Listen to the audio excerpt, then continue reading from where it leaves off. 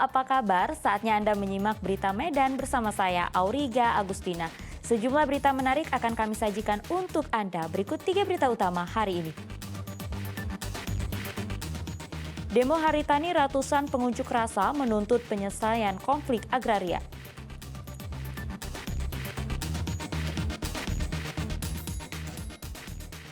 PSMS Medan menang 1-0 atas Semen Padang dalam lanjutan Liga 2.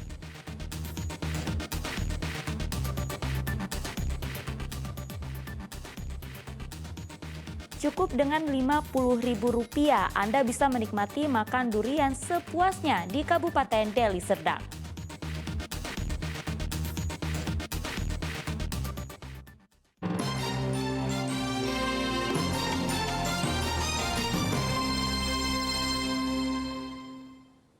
Kita ke informasi pertama, ratusan pengunjuk rasa mengatasnamakan gabungan petani dan buruh memperingati Hari Tani dengan berunjuk rasa di depan kantor Badan Pertahanan Nasional Sumatera Utara.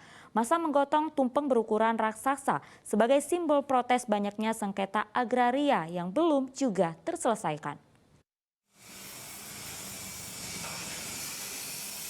Hari Tani Nasional di Kota Medan diperingati oleh ratusan pengunjuk rasa yang tergabung dalam Komite Rakyat Bersatu dan Akumulasi Kemarahan Buruh dan Rakyat Sumatera Utara. Mereka berunjuk rasa di depan kantor Badan Pertahanan Nasional Sumatera Utara Senin lalu. Massa menggotong tumpeng dari berbagai jenis hasil pertanian yang menggambarkan petani selaku produsen masih minim perlindungan. Dalam orasi yang disuarakan di depan gedung BPN Sumatera Utara, mereka mengingatkan kenyataan yang terjadi, yakni terbatasnya akses petani terhadap lahan. Mereka juga mengusung sengketa dan konflik lahan di Desa Simalingkar dan Desa Semen Cirim di Kabupaten Deli Serdang, serta kelompok tani Torang Jaya Mandiri di Kabupaten Padang Lawas yang bersengketa dengan korporasi pemilik konsesi lahan maupun BUMN. Terkait konflik lahan di Desa Simalingkar dan Desa Semen Cirim, kantor staf Presiden telah mengeluarkan surat keputusan pada tahun 2020 lalu untuk penyelesaian konflik agraria. Namun hingga saat ini masyarakat belum mendapatkan hak-hak mereka. Jangan iming-iming saja, kita minta Presiden untuk serius menyelesaikan kasus ini. Kalau memang ada kendalanya apa harus terbuka kepada rakyat. Ini yang kami minta. Hampir selesai masa periode Jokowi sampai saat ini, bisa dikatakan 20% pun belum ada penyelesaian kasus agraria di Sumatera Utara. Bahkan indikasinya hanya 0,5% yang sudah diselesaikan melalui program KORA. Ini program lip service atau program yang serius oleh pemerintahan Jokowi. Kalau memang program ini adalah program yang serius, harus dituntaskan. Kalau ada kendala harus terbuka kepada rakyat. Bukan justru memberikan kesempatan kepada para mafia yang menikmati pemodal juga. Selain melaksanakan unjuk rasa di kantor BPN, massa juga melakukan unjuk rasa di kantor Gubernur Sumatera Utara dan kantor DPRD Sumatera Utara. Tuti Alawiyah Lubis melaporkan dari Kota Medan. Informasi lainnya, seorang teknisi perusahaan TV berlangganan di Kota Sibolga tersetrum listrik ketika melakukan perbaikan jaringan. Korban sempat dilarikan ke rumah sakit, namun nyawanya tidak terselamatkan. Tangis histeris wanita ini pecah saat mengetahui salah satu anggota keluarganya meninggal saat bekerja. Korban yang merupakan seorang karyawan dan juga teknisi perusahaan televisi berlangganan di Kota Sibolga tewas usai tersengat aliran listrik saat melakukan perbaikan jaringan internet milik pelanggan. Diduga kabel yang tengah diperbaiki korban bersentuhan dengan kabel listrik sehingga menimbulkan percikan api. Korban pun jatuh terpental hingga tak sadarkan diri. Diduga kecelakaan kerja. Pada saat mereka kerja, ternyata ada kabel listrik di atas. Kabel yang tadi itu mau di-over rupanya kena dengan tinggi. Setelah itu, si korban memegang kabel ini untuk mau memotong. Ternyata arus listrik masih jalan, jadi kena terpental. Korban sempat dibawa ke rumah sakit oleh rekan kerjanya yang berada di lokasi kejadian. Namun naas, nyawa korban tak tertolong. Kami dari keluarga besar HBN serasa turut berduka cita dalamnya.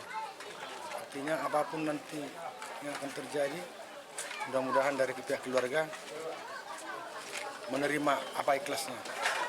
Dan kami dari pihak HBN akan berpartisipasi untuk membantu keluarga di mana si korban tercepat dikebumikan secara budaya Batak. Kasusnya kini ditangani Polsek Sibolga Selatan. Tuti Alawiyah Lubis melaporkan dari kota Sibolga. Zahran Auzan, remaja asal Kabupaten Langkat, meraih juara kedua Musabaqah hafalan Quran tingkat internasional di Arab Saudi.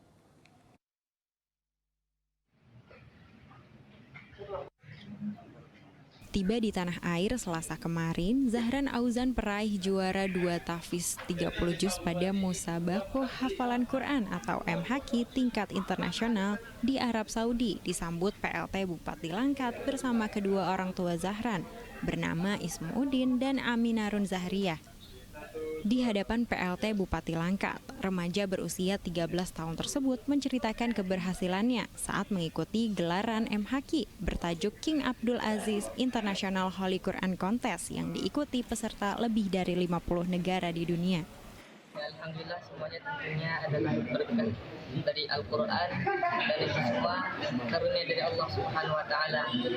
Auzan sangat bersyukur bisa sampai ke tanah suci dan alhamdulillah diberikan kemenangan, diberikan takdir juara dari Allah Subhanahu Wa Taala. Tentu sangat bersyukur sekali atas nikmat yang diberikan. Kedepannya seperti apa nanti? Kedepannya insya Allah ya kalau Auzan ada niat untuk membuat pondok tahfidz kecil-kecilan di kampung itu. Doakan semoga niat Auzan dilaksanakan dengan secepatnya. PLT Bupati Langkat Syah Afandin mengaku bangga atas prestasi yang diraih Auzan sebagai putra terbaik Langkat. PLT Bupati berharap nantinya di Kabupaten Langkat akan muncul hafiz Quran lainnya yang mengikuti jejak Auzan dan bisa membumikan Al-Quran khususnya di kawasan Kabupaten Langkat.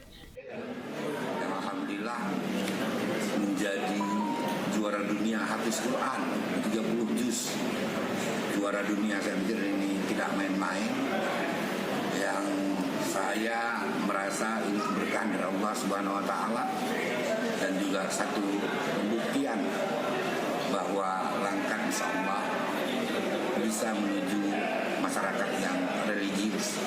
Kita berharap akan muncul hafiz-hafiz Quran yang lain yang bisa mengikuti jejak dari jaran Auzan untuk bisa membumikan Al-Quran di bumi Langkat yang kita cintai. Dalam cabang tahfiz 30 juz MHQ internasional di Arab Saudi, juara 1 diraih oleh Ahmad Ahiri asal Maroko. Sedangkan juara 3 diraih oleh Abdul Yenji asal negara Gambia. Juara 1 berhak mendapat hadiah uang Rp200.000. Juara 2 mendapat Rp185.000 dan juara 3 mendapat Rp170.000. Muhammad Hamdani melaporkan dari Kabupaten Langkat. Guna menjaga ketahanan pangan, salah satu SMP di Kabupaten Samosir menggelar tradisi manggadong atau sarapan umbi bersama. Kegiatan ini rutin dilakukan dalam rangka mengurangi ketergantungan akan beras sebagai makanan pokok. Beginilah suasana SMP Negeri 2 Pangururan, Kabupaten Samosir saat melakukan tradisi manggadong atau sarapan umbi bersama. Dengan membawa gadong atau umbi-umbian dari rumah, mereka berkumpul untuk menyantap sarapan pagi bersama di halaman sekolah. Sebelumnya, para siswa bebas berkreasi dalam mengolah umbi menjadi aneka menu makanan dari rumah masing-masing. Dalam tradisi sarapan umbi massal ini, olahan umbi menjadi pengganti karbohidrat nasi. Bukan hanya sekadar sarapan massal, tradisi unik ini ternyata wujud dukungan sekolah terhadap program pemerintah daerah dalam menjaga ketahanan pangan di Kabupaten Samosir. Yang mengolah bahan makanan yang terbuat dari umbi-umbian. Jadi ada umbi rebus, umbi itu dibuat dari menjadi lapet, umbi itu dibuat jadi donat dan lain sebagainya, kira-kira seperti itu. Antusias siswa dalam mengikuti tradisi sarapan umbi bersama sangat terasa. Terlebih, tukar-menukar olahan umbi antar siswa kian menambah keseruan tradisi ini. Perasaan saya senang dapat menjalin hubungan yang baik kepada guru dan juga teman-teman. Kegiatan rutin yang digelar setiap Senin dan Jumat ini diharapkan dapat mengurangi ketergantungan akan beras yang menjadi makanan utama masyarakat pada umumnya. Yan Asmara melaporkan dari Kabupaten Samosir.